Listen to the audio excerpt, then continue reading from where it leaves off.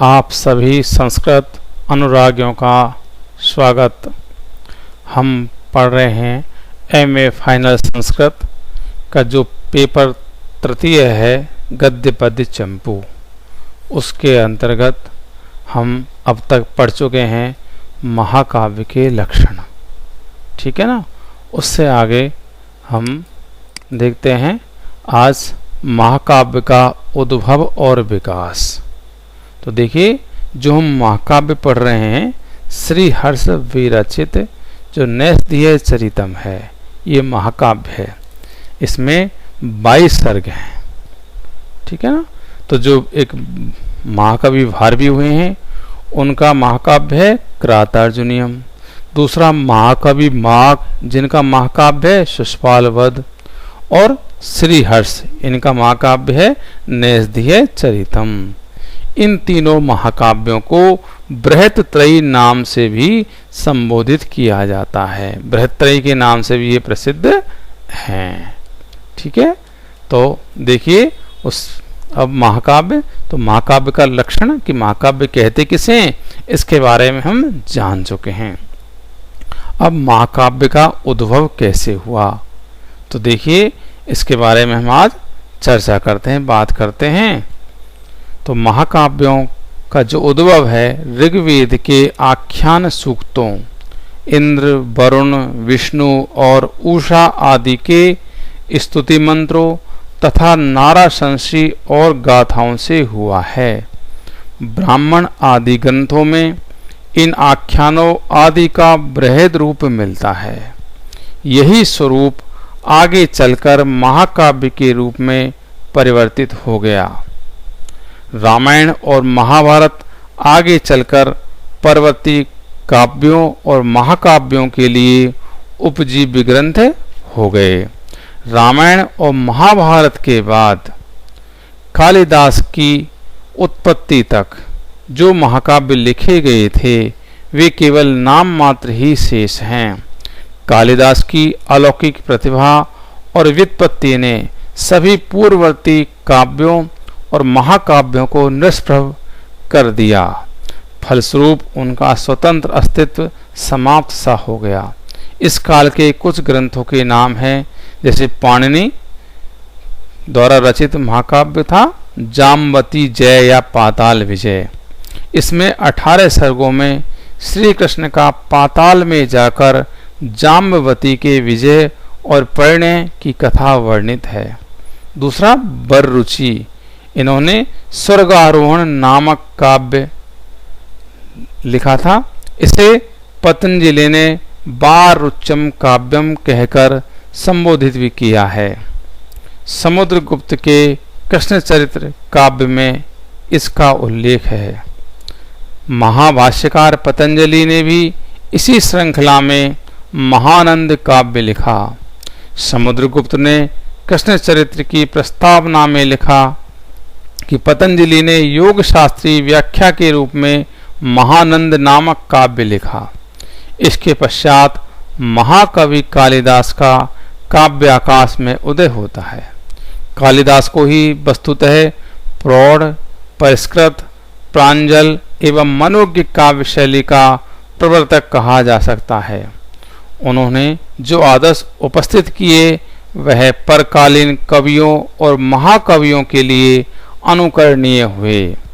सरस, सालंकार एवं उच्च कल्पनाओं से ओतप्रोत कविता की निर्झरणी कालिदास शैल शिखर से ही प्रभावित होती है। इसी श्रृंखला में महाकवि भारवी, माघ और श्रीहर्ष के नाम विशेष रूप से उल्लेखनीय हैं। महाकाव्यों के विकास के इतिहास को दो दृष्टि से उपस्थित किया जा सकता है, रूपगत विकास, दूसरा शैलीगत विकास। रूपगत विकास, इसके 3 स्तर हैं। वैदिक काल, सरल आख्यान, जिसके अंदर सरल आख्यानें, देव स्तुति आदि हैं। इनमें क्या है, भाव प्रधानता है। दूसरा है वीर महाकाव्य काल, इसमें रामायण और महाभारत हैं। इनमें भाव और आख्यान तत्वों की प्रधानता है। तीसरा लौकिक महाकाव्य काल, इसमें कालिदास तथा परवर्ती काव्यकार हैं। इनके काव्यों में भाव पक्ष की अपेक्षा कला तत्व अधिक उदात्त है। इसका दूसरा भेद है शैलीगत विकास। इस शैलीगत विकास के भी 3 स्तर हैं। पहला स्तर है प्रसादात्मक शैली। ये रामायण, महाभारत, कालिदास, अश्वघोष आदि में प्राप्त है। इसमें सरलता, सरसता और अर्थ गांभीर्य पर अधिक बल है। दूसरी है अलंकारात्मक शैली। यह भारवी, माघ, श्रीहर्ष आदि के सालंकृत काव्यों में मुख्यतया प्राप्त है। तीसरी है श्लेषात्मक शैली। यह द्व्यर्थक और त्रिअर्थक काव्यों में प्राप्त है। इस शैली के काव्य हैं धनंजयकृत द्विसंधान काव्य, कविराज सूरीकृत राघव पांडवीय, हरिदत्त सूरीकृत राघव नैषधीय, विद्यमाधवकृत पार्वती रुक्मणीय। ये द्व्यर्थक काव्य हैं। राज चूड़ामणि दीक्षित कृत राघव यादव पांडवीय तथा चिदंबर सुमति कृत राघव पांडव यादवीय, ये त्रिअर्थक काव्य हैं। तो ठीक है, ये महाकाव्य का उद्भव और जो विकास है उसको हमने एक सामान्य सी रूपरेखा जिसकी प्रस्तुत की है। सामान्य सी रूपरेखा को हमने देखा है, रेखांकित किया है एक तरह से। तो अब जो हम महाकाव्य पढ़ेंगे, नैषध महाकाव्य, तो इसकी जो प्रणेता है महाकवि श्रीहर्ष है। तो महाकवि श्रीहर्ष के जीवन वृत्त, कृतित्व और समय के बारे में हम थोड़ा सा अध्ययन कर लेते हैं, उनकी भी चर्चा हम कर लेते हैं। तो महाकवि श्रीहर्ष का जीवन वृत्त और कृतित्व, तो देखिए जीवन वृत्त के बारे में चर्चा करते हैं। नैषधीय चरितम के सर्गांत श्लोकों में श्रीहर्ष ने अपने जीवन वृत्त से संबद्ध कतिपय बातों का उल्लेख किया है, जिससे उनके माता पिता का नाम, आश्रयदाता का नाम और प्रमुख ग्रंथों का नाम हमें ज्ञात होता है। इससे उनके समय निर्धारण में सरलता होती है। कतिपय तथ्य हैं, जैसे श्रीहर्ष के पिता का नाम श्रीहीर और माता का नाम मामल्य देवी था। कन्नौज के राजा जयंत चंद्र, जिनका प्रचलित नाम जयचंद है, उनके आश्रयदाता थे। श्रीहर्ष के प्रति गौरव सूचनाथ राजा उनको 2 पान और आसन देते थे। इनके लिए कहा भी जाता है तांबूल द्वय आसनम च लवते ये कान्य कुंज ईश्वरात। तांबूल द्वय आसनम च लवते ये कान्य कुब्ज ईश्वरात। तो इनके जो आश्रयदाता थे इनको 2 पान और आसन देते थे। अगला, काश्मीर के उद्भट विद्वानों ने, काश्मीर के जो उद्भट विद्वान हैं उन्होंने इनके ग्रंथों की भूरी भूरी प्रशंसा की है और कई सर्गों के अंतिम श्लोकों में इनके अन्य ग्रंथों के नाम भी प्राप्त होते हैं। श्रीहर्ष ने चिंतामणि मंत्र के जप के फलस्वरूप सिद्धि और विद्वता प्राप्त की थी। नैषधीय चरितम में श्रीहर्ष ने जानबूझकर यत्र तत्र घोर पांडित्य प्रदर्शन किया है।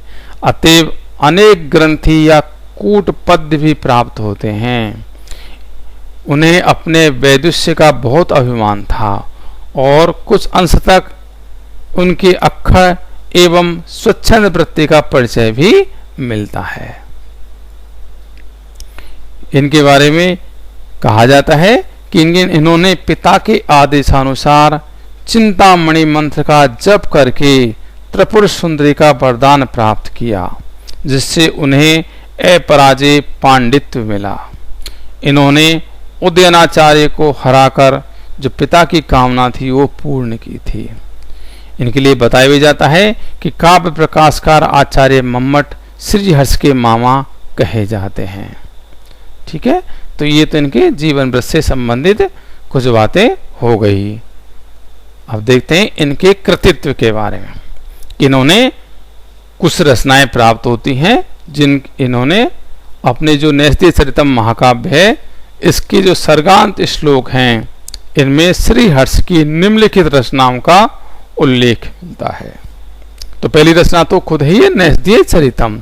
इसमें जो दूसरी रचनाओं को उल्लेख मिलता है वो है स्थैर्य विचार प्रकरण, श्री विजय प्रशस्ति, अगला खंडन खंड खाद्य, अगला गौडोरवीस कुल प्रशस्ति, अगला अर्णव वर्णनम, अगला छिंद प्रशस्ति, अगला शिव शक्ति सिद्धि, अगला नव सहासांक चरित चंपू, अगला ईश्वर अभिसंधि। ये इनकी रचनाएं हैं।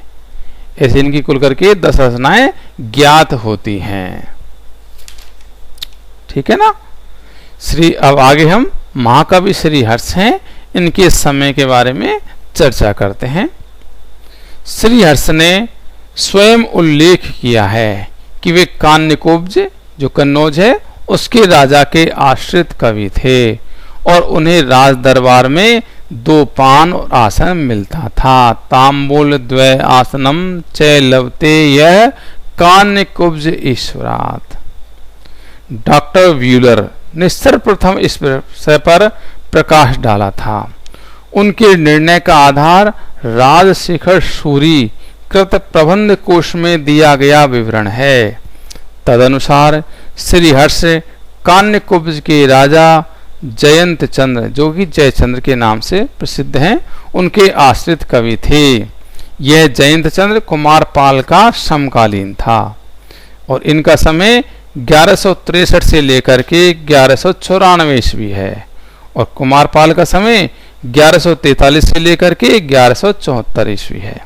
तो 1163 ईस्वी से 1174 तक जयचंद्र और कुमारपाल दोनों की स्थिति थी। अतः व्यूलर ने निष्कर्ष निकाला कि नैषधीय चरितम की रचना 1163 से 1174 ईस्वी के बीच हुई होगी।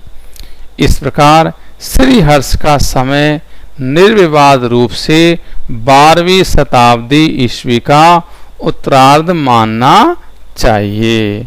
ठीक है ना।